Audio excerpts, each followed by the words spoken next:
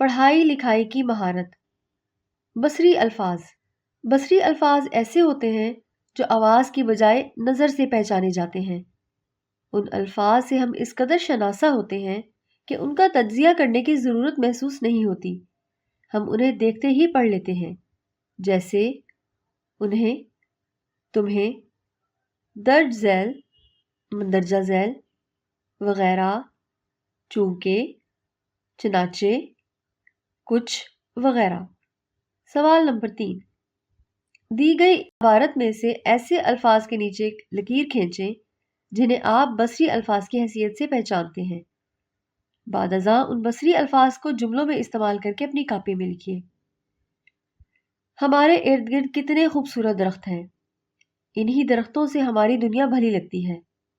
اگر درخت نہ ہوتے تو دنیا ویران ہوتی، بلکہ سچی بات یہ ہے کہ درختوں کے بغیر شاید زندگی کا وجود ہی نہ ہوتا۔ درخت ہمیں پھل دیتے ہیں، جانور درختوں کے پتے شوق سے کھاتے ہیں۔ گرمیوں میں ہم درختوں کی ٹھنڈی چھاؤں میں آرام کرتے ہیں۔ درختوں کی چھال، بیج، پتے اور پھول دوا کے طور پر استعمال کیے جاتے ہیں۔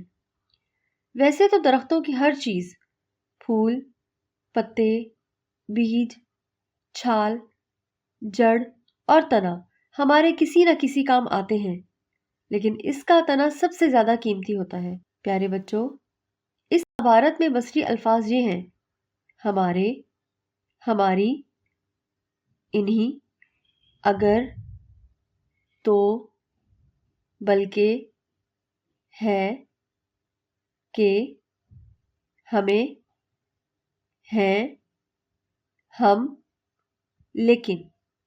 اب آئیے اگلے سوال کی طرف۔ سوال نمبر 4، دی گئی نعت پڑھیے اور آخر میں سوالات کے جوابات دیجیے۔ ہمارے نبی احمد مصطفیٰ ہیں، فدا ان پہ ہم وہ رسول خدا ہیں۔ حقیقت کی صورت دکھائی انہوں نے، خدا تک پہنچنے کا وہ راستہ ہے۔ وہی بے کسوں بے نواؤں کے والی، غریب و یتیموں کا وہ آسرا ہے۔ ہمیشہ رہے نام ان کا زباں پر، وہی آرزو ہے، وہی مدعا ہے۔ سوالات۔ الف، کس ذات کے ذریعے سے ہم خدا تک پہنچ سکتے ہیں؟ بچوں، اس کا درست جواب کیا ہے؟ جی ہاں، حضور پاک صلی اللہ علیہ وآلہ وسلم کی ذات مقدس ہی خدا تک پہنچنے کا راستہ ہے۔ ب، حقیقت سے کیا مراد ہے؟ حقیقت سے مراد اللہ تعالیٰ کی پہچان اور اس کا پیارا دین ہے۔ جیم، بے کسوں کا والی کس ذات کو کہا گیا ہے؟ بے کسوں کا والی حضور پاک صلی اللہ علیہ وآلہ وسلم کی ذات کو کہا گیا ہے۔ دال، آخری شعر میں شاعر کس بات کی آرزو کر رہا ہے؟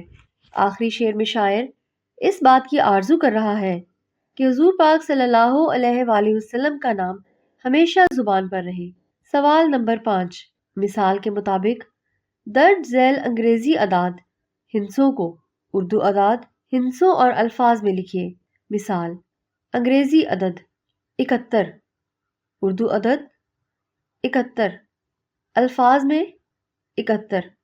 پیارے بچوں، میں یہ اعداد میں پڑھ دیتی ہوں، آپ نے اسکرین پر یہ اعداد دیکھ لینے ہیں، بعد میں انہی اعداد کی مدد سے جدول کی خالی جگہ پر کر لینی ہے۔ 72، 73، 74، 75، 76، 77، 78، 79، 80، 81، 82، 83، 84، 85۔ سوال نمبر 6، دیے گئے الفاظ کے معنی سمجھیے اور انہیں جملوں میں استعمال کر کے کاپی میں لکھیے۔ مژدہ، جگ، نادار، جڑ کاٹنا، کرشمہ۔ پیارے بچوں، ان الفاظ کے معنی ہم سبق کے شروع میں پڑھ چکے ہیں۔ کیا آپ ان الفاظ کو جملوں میں استعمال کر سکتے ہیں؟ چلیے میں مثال کے مطابق ایک جملہ بنا دیتی ہوں۔ مژدہ، میرے استاد صاحب نے مجھے پاس ہونے کا مژدہ سنایا۔ پیارے بچوں، اب آ رہا ہے ہمارے سبق کا ایک اور حصہ۔